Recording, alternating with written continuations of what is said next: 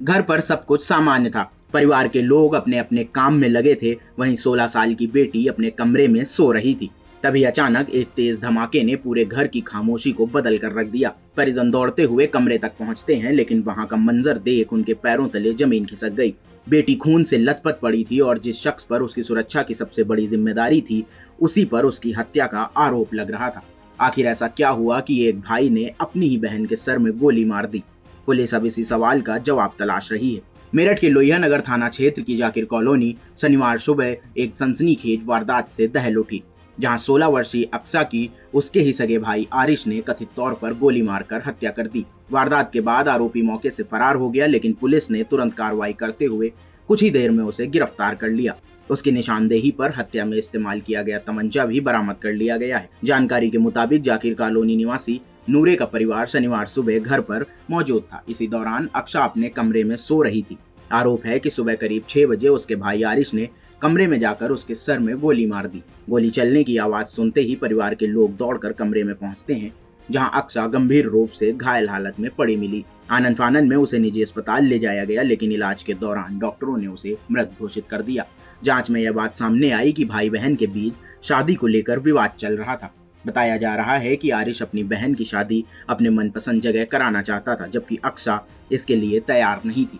शुक्रवार को इसी मुद्दे को लेकर दोनों के बीच कहासुनी हुई। हालांकि पुलिस ने अभी तक हत्या की वजह की आधिकारिक पुष्टि नहीं की है और सभी संभावित पहलुओं पर गहन जांच की जा रही है। देखिए, आज सुबह लगभग 7:10 पे जो हमारा थाना लोहिया नगर है, यहाँ पे जगदम्बा हॉस्पिटल है, इसके द्वारा एक सूचना प्राप्त हुई कि इनके अस्पताल में एक लड़की जो है वो गंभीर घायल अवस्था में दाखिल हुई है। और इसके बारे में पुलिस को अन्य कोई 112 पे सूचना नहीं थी, तो घटना संदेह प्रत्यक्ष जाने के बाद में तुरंत सीओ साहब जो है हमारे कोतवाली संग्राम के द्वारा और उनकी टीम के द्वारा इसको गंभीरता से दखल लेते हुए जो अस्पताल जगदम्बा है यहाँ पहुँचा गया। जबकि चोट के निशान देखे गए तो ये पाया गया कि किसी गन शॉट की इंजरी है, लेकिन परिवारजनों ने इसके बारे में कोई सूचना नहीं दी गई थी। तो पुलिस ने स्वयं विवेक से इसका दखल लेते हुए जो इतने भी इसके परिवार है इनसे जब सख्ती से पूछताछ की तो ये पाया गया कि इसका जो भाई है जिसका नाम आरिश है, इसी के द्वारा ये घटना सुबह 6 बजे कारित की गई थी। पुलिस ने तुरंत में हरकत में आते हुए जो आरिश है इसकी गिरफ्तारी की है। इसी के निशानदेही पे जो आला कत्ल है उसको जो 315 बोर का तमंचा है ये भी बरामद कर लिया है।